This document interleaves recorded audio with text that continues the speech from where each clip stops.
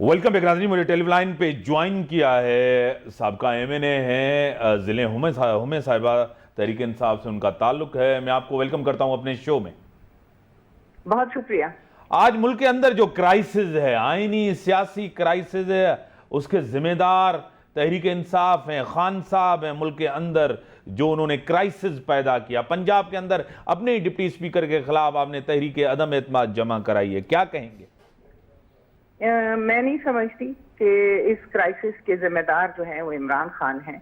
میں سمجھتی ہوں کہ اس کرائسس کو پیدا کرنے کے لیے یا اس تحریک کو جو عدم اعتماد کی تحریک تھی اس کو کامیاب بنانے کے لیے جو پیچھے ایجنٹس تھے جن کا ایجنڈا تھا ملک کی وقار کے خلاف خرید و فروخت، لوگوں کی ہارس ٹریڈنگ اور بے دریغ پیسہ لٹایا گیا، ہمارے ایم این اے کو خریدا گیا، لوگوں کو خریدا گیا، یہ ساری چیزیں انہوں نے، خان صاحب کا تو بہت بڑا، میں کہتی ہوں کہ یہ بہت بڑا کارنامہ ہے کہ پہلی بار یہ چیزیں اتنی ایکسپوز ہوئی ہیں اور ہائی لائٹ ہوئی ہیں۔ وہ ایک عام آدمی جو کہ جس کو صرف پیاز ٹماٹر سے آگے وہ سوچتا نہیں تھا، وہ 2 وقت کی روٹی سے آگے سوچتا نہیں تھا، آج وہ اتنا باشعور ہے کہ وہ سوچتا ہے کہ ملکی مفاد پر سمجھوتا کسی بھی طرح ممکن نہیں ہے۔ سب سے پہلے پاکستان اور سب لوگ آج اس ملک کا بچہ جو ہے اس میسج کو سمجھ بھی گیا ہے، جان بھی گیا ہے کہ کون اس سے پہلے لوٹ مار میں ملوث تھا، کون غدار ہے، کون لوٹر ہے، کس کا جو ہے وہ کردار کس طرح ہے، سب چیزیں ایکسپوز کر دی ہیں انہوں نے۔ میں سمجھتی ہوں کہ یہ بہت اس وقت تاریخ رقم ہونے جا رہی ہے۔ یہ ایک بہت بڑا جو ہے وہ چینج ہے جس کا وہ کہتے رہے ہیں کہ جب آپ کی نظریے بدلتے ہیں، آپ کی سوچ بدلتی ہے، تبھی انقلاب آتے ہیں۔ تو یہ ہمارا ملک انقلاب کی طرف جا رہا ہے، ایک مثبت اور ایک مضبوط پاکستان بنانے کے لیے ہم سب اس وقت اکٹھے۔ میڈم، یہ آپ کی جیت ہے، آپ نے اپنی حکومت خود ختم کر دی۔ مطلب پنجاب کے اندر کون سی سازش ہو رہی تھی، ادھر سازش ہو رہی ہے، تو اس سازش کو سپریم کورٹ میں کیوں نہیں پیش کیا جا رہا؟ مطلب اپنی حکومت خود کرنا یہ کامیابی اور جیت ہے۔ دیکھیں، بے موت مرنے سے تو بہت بہتر ہے نا۔ ان کے عزائم کیا تھے؟ ان کے عزائم یہ تھے کہ اگر ان کو غیر ملکی فنڈنگ کے ذریعے انہیں اکسایا گیا، انہیں تیار کیا گیا کہ آپ کو ایک ٹاسک دیا جاتا ہے اور آپ نے ریجیم کو چینج کرنا ہے، ایک غیرت مند، ایک نڈر، پہلی بار پاکستان کی تحریک میں، تاریخ میں قائد اعظم محمد علی جناح کے بعد ایک حوصلہ مند، ایک بہادر لیڈر اس کو ملا ہے۔ اور یہ برداشت نہیں ہے کسی بھی ایسے ملک کو جس نے ساری عمر پاکستان کے سیاستدانوں کی خرید و فروخت کی ہو۔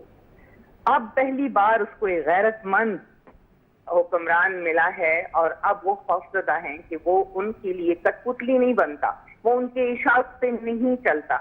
اس لیے انہوں نے بے دریغ پیسہ لگایا اور جو گھر کے بھیجی تھے، جو کہ جن کی مفاد اپنی ذات سے علاوہ اور کچھ نہیں، جو ہمیشہ اپنی ذات کو ملکی مفاد پر قربان کرتے آئے، ان لوگوں کے ہاتھ خراب ہونے سے اور شکست کھانے سے تو بہت بہتر ہے کہ ایک بہترین کام کیا جائے۔ اور یہ ایسا اسٹروک ہے پرائم منسٹر عمران خان اور اس کی ٹیم کا کہ اچھے بزنس حیران ہیں کہ اس کی طرف تو ہم نے سوچا ہی نہیں تھا۔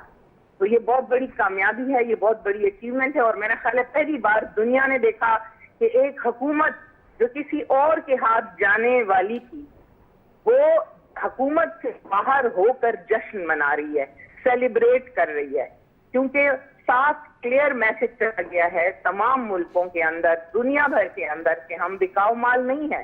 ہماری خارجہ پالیسی آزاد اور خود مختار ہے، ہمارا لیڈر بہادر ہے اور قوم بھی بہادر ہے۔ ہماری قوم بھکاری نہیں ہے اور نہ ہی ہمیں بھیک چاہیے۔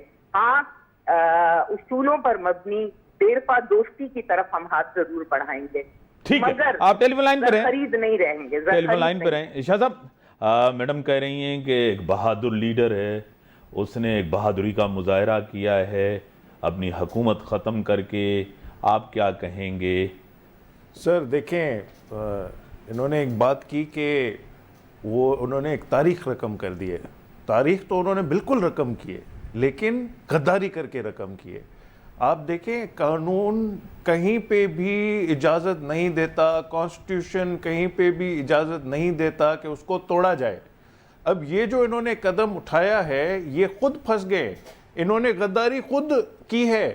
جو یہ الزام دوسروں پہ لگا رہے تھے وہ چیز انہوں نے خود کر دی ہے. یہ کہہ رہے ہیں کہ جی انٹرنیشنل کنسپیریسی ہوئی ہے اور جی باہر سے جو ہے وہ قوتوں نے یہاں پہ لوگوں سے ملاقاتیں کی ہیں اور ان کو پیسے دیے ہیں، اور اتنی بڑی انٹرنیشنل کنسپیریسی ہو گئی جس میں سارے پاکستان کے لوگ مل گئے، اور جی جتنے بھی پولیٹیشنز ہیں، وہ جتنی جماعتوں کے بھی ہیں، وہ سارے غدار ہیں. یہی کہہ رہے ہیں نا. اب اگر یہ بات سچ ہے تو ان کو پروف کرنا پڑے گا. ان کو ساری چیزیں عوام کے سامنے لے کے ان کو دکھانی پڑیں گی. انہوں نے آج تک وہ خط تو دکھایا نہیں جس کی وہ بات کر رہے ہیں کہ جی یہ خط آیا تھا. وہ تو خط کسی کے سامنے لے کے نہیں آئے.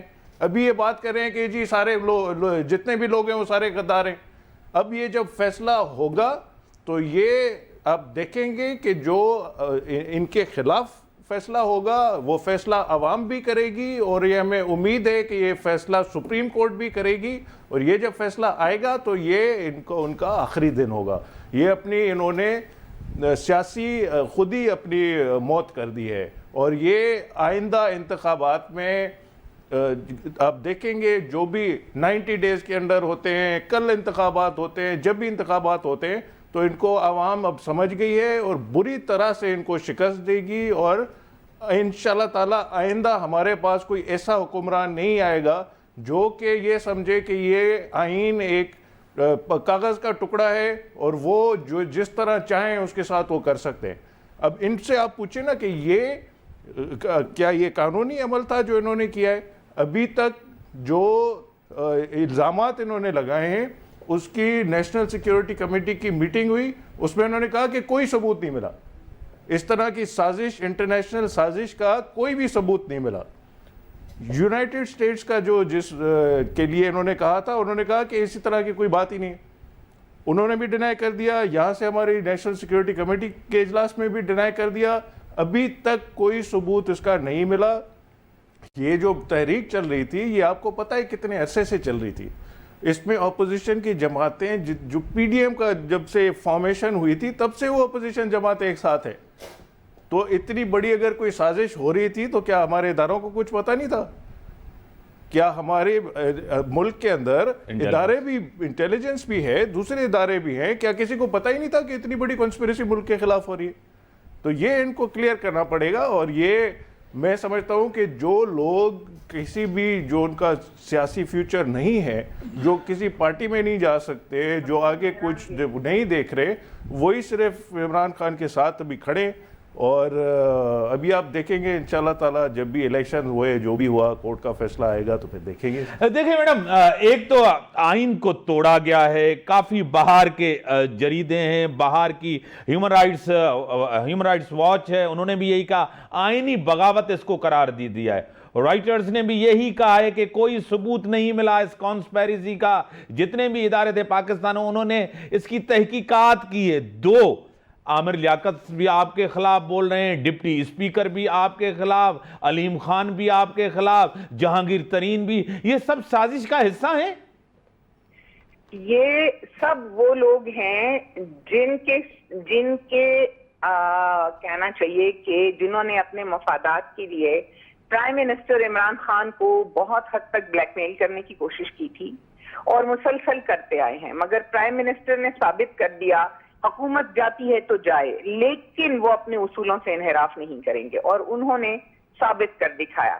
اب بات آ گئی آپ کی آئین کی اور قانون کی، تو خرید و فروخت، ہارس ٹریڈنگ، آپ کو اکثریت ثابت کرنی تھی تو آپ کے اپنے اندر اتنی اکثریت ثابت کرتے.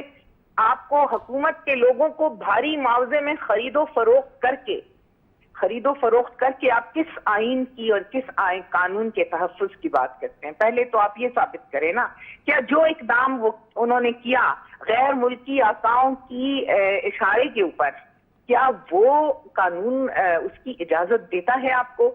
اگر اس کی اجازت نہیں دیتا تو پھر آپ یہ کیسے کہہ سکتے ہیں کہ اسپیکر کی رولنگ جو ہے وہ قانون کے خلاف تھی؟ Speaker custodian of the house ہوتا ہے اور وہ کوئی بھی فیصلہ دے سکتا ہے جس کو عدالتیں بھی اس میں چیلنج نہیں کیا جا سکتا. لیکن اگر کوئی اس طرح کی صورتحال ہو جس میں عدالت کو انٹروین کرنا پڑتا ہے تو سپریم کورٹ میں فیصلہ آ جائے گا تحمل سے. دوسری بات یہ کہ ہم تیار ہیں الیکشن کے لیے. آپ کیوں بھاگ رہے ہیں؟ آپ لوگوں کو کس چیز کا خوف ہے جب آپ کو پورا یقین ہے؟ ہمارے لیڈر نے تو کہہ دیا ہو میدان میں ہم تو تیار ہیں الیکشن کے لیے، آپ بھاگ رہے ہیں. آج فضل الرحمان کہتا ہے کہ عجیب مزے کا خیز بات ہے کہ آپ نے جس حکومت کو گرانا تھا وہ بقول آپ کے، اب آپ کہہ رہے ہیں اس کو پھر اٹھاؤ، ان کو پھر جو ہے اسمبلی کو تیار کرو اور پھر دوبارہ سے ہمیں جتواؤ. مطلب یہ کہ ہر کام اپنی ذات کے آگے رہ کر آپ کو جو قانون تحفظ دیتا ہے، جو آپ کے مفادات کو سیو کرتا ہے، وہ تو قانون آپ کے اوپر لاگو ہوتا ہے. باقی کسی آئین قانون کو آپ نہیں مانتے. یہ لوٹ مار اب بند ہونی چاہیے. اب لوگ شعور رکھتے ہیں. اب ایک نظریاتی پاکستان ہے. اب ایک ورکر ایک پاکستانی جو ہے وہ سوچ رکھتا ہے، وہ نظریہ رکھتا ہے، اس کا ایک یقین ہے کہ آزادی کے اوپر سب کچھ قربان. اور آپ ہماری آزادی اپنی خواہشات اور اپنی انا کے لیے گروی نہیں رکھ سکتے. آپ کو چند اشرافیہ کے تولے کو یہ حق کوئی پاکستانی، کوئی غیرت مند پاکستانی نہیں دے سکتا. میڈم مجھے آپ یہ بتائیں عمران خان صاحب نے کہا تھا بھٹو جیسی میرے خلاف سازش ہوئی ہے. بھٹو صاحب نے تو ایٹمی طاقت اس ملک کو بنایا، اسلامی بلاک بنایا، آئین دیا کافی. عمران خان صاحب نے اس ملک میں ایسا کیا کیا جو فارن کانسپائرسی ہوئی؟ اچھا، او آئی سی کی کانفرنس کو آپ کیا کہتے ہیں؟ کس نظریے سے آپ او آئی سی کے تمام مسلمان ممالک آئے، پاکستان نے میزبانی کی، پاکستان کے لیے یہ فخریات بات. پہلی بار ایک لیڈر تمام مسلمان ملکوں کو اکٹھا کر کے بآواز بلند نعرہ لگاتا ہے کہ مسلمانوں کے نظریے اور عقیدے کے اوپر کوئی کمپرومائز نہیں ہے. ہم سب اتنی ہی تکلیف اٹھاتے ہیں جتنا کہ کوئی بھی دوسرے مذہب کے لوگ اپنے خدا اور اس کے رسول کے بارے میں کنسرن رکھتے ہیں. ہمارے رسول صلی اللہ علیہ وآلہ وسلم کی ناموس اور حرمت ہم مسلمانوں کو اتنی عزیز ہے. پہلی بار ایک لیڈر، ایک اسلامی لیڈر، ایک انٹرنیشنل اسلامی لیڈر، اس نے تمام مسلمانوں کو ایک سوچ پہ اکٹھا کر دیا اور ہر ایک اب اس کے نظریے کو فالو کرتا ہے. اور جو کمزور تھے، جو سوچتے تھے کہ کر سکتے ہیں، بڑے ملکوں سے ٹکر لے سکتے ہیں، ان کے لیے بھی ان کی جھجک اور خوف یہ سب کچھ دیکھ کے دور ہو گئی ہے. بڑی مہربانی، ٹائم لیمیٹڈ ہے اور پرائم منسٹر سے رابطہ کر رہے ہیں اور ان کے اس اقدام کو سراہ رہے ہیں. میں آپ کو کہتا ہوں او آئی سی کے اندر کون سا ایسا بڑا مسئلہ آج تک حل ہوا ہے؟ مجھے آپ یہ بتائیں تاریخ میں کبھی کوئی حل ہوا ہوگا؟ آپ بھی اس کو اسٹڈی کریں، میں بھی ضرور. ہم پھر دوبارہ کبھی شو کریں. تانی بڑی مہربانی، انہیں سے اجازت. اللہ حافظ.